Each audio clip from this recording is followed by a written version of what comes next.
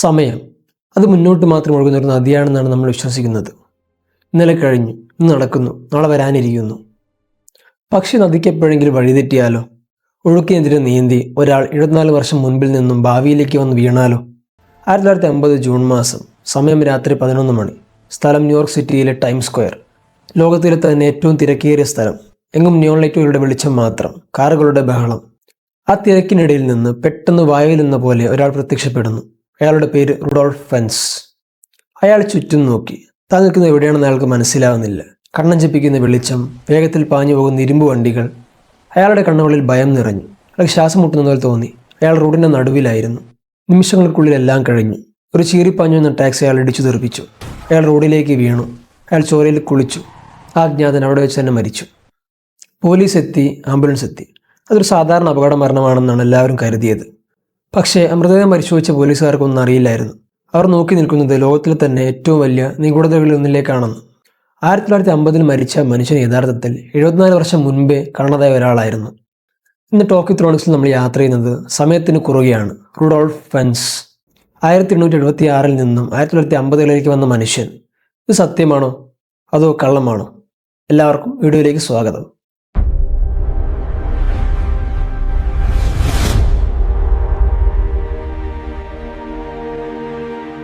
New York പോലീസിലെ captain Hubert റിന്നാണ് ഈ case അന്വേഷിച്ചിരുന്നത്. ആ മൃതദേഹം മോർച്ചറിൽ കിടക്കുമ്പോൾ തന്നെ അദ്ദേഹത്തിന് അതിലൊരു പന്തികേട് തോന്നി. ആദ്യം ശ്രദ്ധിച്ചത് അയാളുടെ വേഷമാണ്. 1950 ഫാഷൻ ആയിരുന്നില്ല അത്. അയാൾ ധരിച്ചിരുന്നത് കറുത്ത നീളൻ കോട്ടാണ്. വിക്ടോറിയൻ കാലഘട്ടത്തിലെ സമ്പന്നർ മാത്രം ധരിക്കുന്ന കോട്ട്. കാലിലുണ്ടായിരുന്നത് ബട്ടൺ ഇട്ട് മാത്രം മുറുക്കുന്ന ഷൂസുകൾ. ആരും ആ കാലത്ത് ഇത് ഉപയോഗിക്കാറില്ല. അയാളുടെ തൊപ്പിയും പഴയ ശൈലിയിലുള്ളതായിരുന്നു. ഇതൊരു നാടക നടനാണെന്നാണ് റിൻ ആദ്യം കരുതിയത്. ഏതെങ്കിലും പീരീഡ് ഡ്രാമ കഴിഞ്ഞ് മേക്കപ്പ് അടിക്കാതെ ഇറങ്ങിയതാകാം. പക്ഷേ അയാളുടെ വസ്ത്രങ്ങൾ പുതിയതായിരുന്നു. തുന്നലുകളെല്ലാം കൈകൊണ്ട് ചെയ്തതാണ്, മെഷീൻ ഉപയോഗിച്ചിട്ടില്ല. കൂടുതൽ വിവരങ്ങൾക്കായി ക്യാപ്റ്റൻ റിൻ മരിച്ചയാളുടെ പോക്കറ്റുകൾ പരിശോധിക്കാൻ തുടങ്ങി. അവിടെ കണ്ട കാഴ്ച അദ്ദേഹത്തെ ഞെട്ടിച്ചു.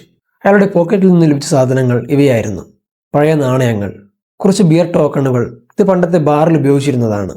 ഒപ്പം $70 കറൻസി നോട്ടുകൾ. പക്ഷെ അത് ആ കാലഘട്ടത്തിൽ ഉണ്ടായിരുന്നതല്ല. 1800 പ്രചാരത്തിലുണ്ടായിരുന്ന പഴയ നോട്ടുകളായിരുന്നു അവ. അവയ്ക്കൊരു പഴക്കവും ഉണ്ടായിരുന്നില്ല. അച്ചടി മഷി ഉണങ്ങിയതുപോലെ പുതുപുത്തൻ. ഒരു ബിൽ, ലെക്സിംഗ്ടൺ അവന്യൂവിലുള്ള ഒരു കുതിരാലയത്തിൽ കുതിരയെ കഴുകിയതിനും കുതിരയെ നോക്കിയതിനുള്ള റസീത്ത്. ആ റസീത്തിലെ ഡേറ്റ് പോലീസിനെ കുഴപ്പിച്ചു. ഒരു ബിസിനസ് കാർഡ്. ആ കാർഡിൽ അയാളുടെ പേരുണ്ടായിരുന്നു, റുഡോൾഫ് ഫെൻസ്. അങ്ങനെയാണ് പോലീസിന് മരിച്ച അയാളുടെ പേര് കിട്ടിയത്. പിന്നെ ഒരു കത്ത്. ഇതാണ് ഏറ്റവും വലിയ തെളിവ്. ഫിലാഡൽഫിയിൽ നിന്നും അയച്ചൊരു കത്ത്. അതിൻ്റെ ഡേറ്റ് 1876 ജൂണാണ്. ഒന്ന് ആലോചിച്ച് നോക്കൂ. 1950 മരിച്ച ഒരാളുടെ പോക്കറ്റിൽ 74 വർഷം മുൻപേ ഉള്ളൊരു കത്ത്. അതും ഒരു ചുളിവ് പോലും ഇല്ലാതെ. ഇത് ടൈം ട്രാവൽ അല്ലാതെ മറ്റെന്താണ്? ക്യാപ്റ്റൻ റിൻ ഇതൊരു തമാശയായി കണ്ടില്ല. അദ്ദേഹം ഇത് ശാസ്ത്രീയമായി അന്വേഷിക്കാൻ തീരുമാനിച്ചു.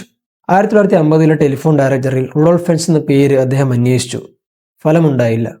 അദ്ദേഹം ഫിംഗർ പ്രിൻറ്റ്സ് പരിശോധിച്ചു. റെക്കോർഡുകളിലൊന്നുമില്ല. കാണാതായവരുടെ ലിസ്റ്റ് പരിശോധിച്ചു. 1950 തൊട്ടടുത്ത വർഷത്തിലോ ഇങ്ങനെ ഒരാൾ കാണാതായിട്ടില്ല. റിൻ നിരാശനായില്ല. അദ്ദേഹം അന്വേഷണം വ്യാപിപ്പിച്ചു. യൂറോപ്പിൽ നിന്നും കുടിയേറുന്നവരുടെ ലിസ്റ്റ്, പഴയ ബാങ്ക് അക്കൗണ്ടുകൾ. അങ്ങനെ അദ്ദേഹം ആഴ്ചകളോളം ഇതിൻ്റെ പിന്നിൽ തന്നെ പ്രവർത്തിച്ചു. അങ്ങനെ 1939 പഴയ ഫോൺ ബുക്കിൽ നിന്നും അദ്ദേഹത്തിന് ഒരു ലീഡ് കിട്ടി. Rudolf Fenz junior. മരിച്ചയാളുടെ മകനായിരിക്കുമോ ഇത്? റിൻ അഡ്രസ്സ് തേടിപ്പോയി. അവിടെ എത്തിയപ്പോൾ അദ്ദേഹം അറിഞ്ഞത് റുഡോൾഫ് ഫെൻസ് ജൂനിയർ 5 വർഷം മുൻപ് മരിച്ചു എന്നാണ്. അതായത് 1945 മരിച്ചു. എന്നാൽ ആ വിയോഗം അന്വേഷണത്തിന് തടസ്സമായില്ല. ഫെൻസ് ജൂനിയറിൻ്റെ ഭാര്യ ഫ്ലോറിഡയിൽ ജീവിച്ചിരിപ്പുണ്ടെന്ന് റിൻ കണ്ടെത്തി. അദ്ദേഹം അവരെ ബന്ധപ്പെട്ടു. പക്ഷെ വയോധിക പോലീസിനോട് പറഞ്ഞ കാര്യങ്ങൾ അവിശ്വസനീയമായിരുന്നു. അവർ പറഞ്ഞു, എൻ്റെ ഭർത്താവിൻ്റെ അച്ഛൻ്റെ പേര് റുഡോൾഫ് ഫെൻസ് എന്നായിരുന്നു.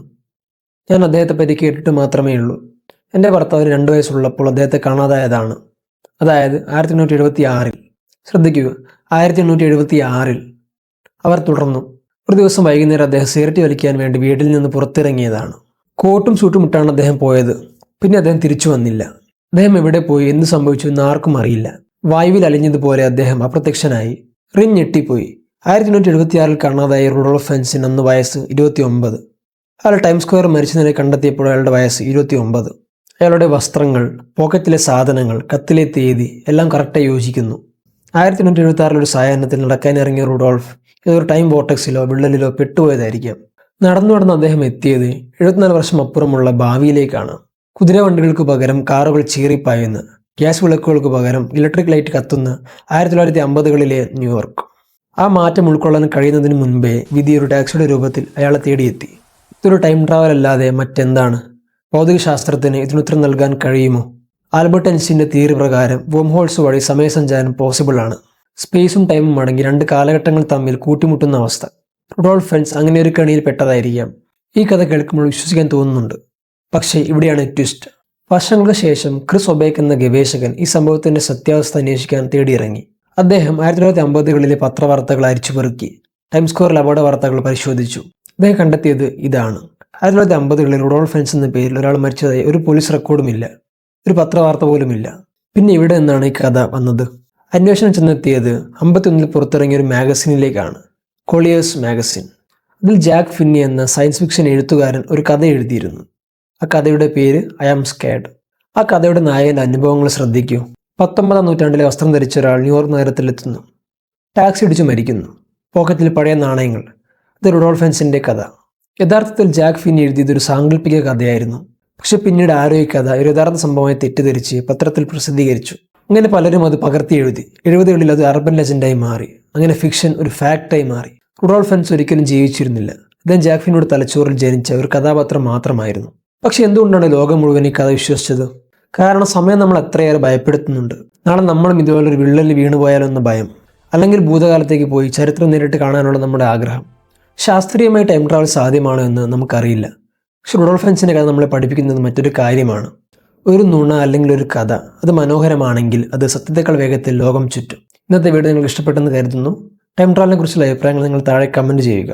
ഇതുപോലെ ഇൻട്രസ്റ്റിംഗ് അറിവുകൾക്ക് നമ്മുടെ ചാനൽ സബ്സ്ക്രൈബ് ചെയ്യുക. നമുക്കിനിയും കാണാം. അതുവരെയും മീ അബൈ സൈനിങ് ഓഫ്.